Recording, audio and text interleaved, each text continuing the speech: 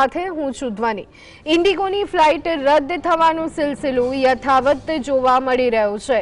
આજે પણ સવારે 12 વાગ્યા સુધીમાં 24 ફ્લાઇટ રદ થઈ ગઈ છે।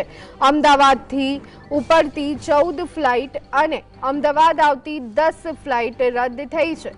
અમદાવાદ એરપોર્ટથી સવારે 12 વાગ્યા સુધીમાં 47 જેટલી ફ્લાઇટ ઓપરેટ કરવામાં આવી છે।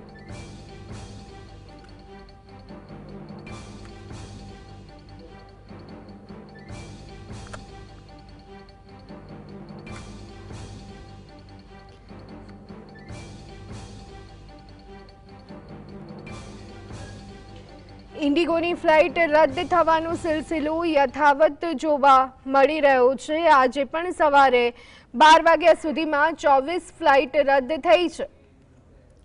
અમદાવાદથી ઉપડતી 14 ફ્લાઇટ અને અમદાવાદ આવતી 10 ફ્લાઇટ રદ થઈ છે। અમદાવાદ એરપોર્ટથી સવારે 12 વાગ્યા સુધીમાં 47 ફ્લાઇટ ઓપરેટ કરવામાં આવી છે। આજ અંગે વધુ વિગત મેળવી લઈએ। સંવાદદાતા ધવલ અમારી સાથે જોડાઈ ગયા છે। ધવલ, ઇન્ડિગોની ફ્લાઇટ રદ થવાનો સિલસિલો યથાવત, શું વિગતો?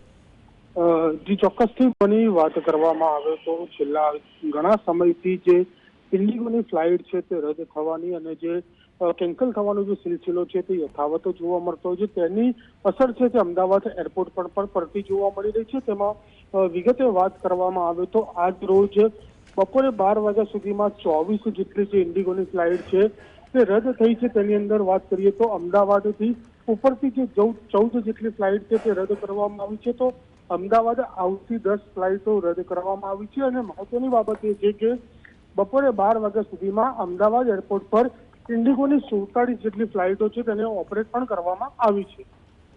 જી આભાર ધવલ, સમગ્ર માહિતી આપવા બદલ।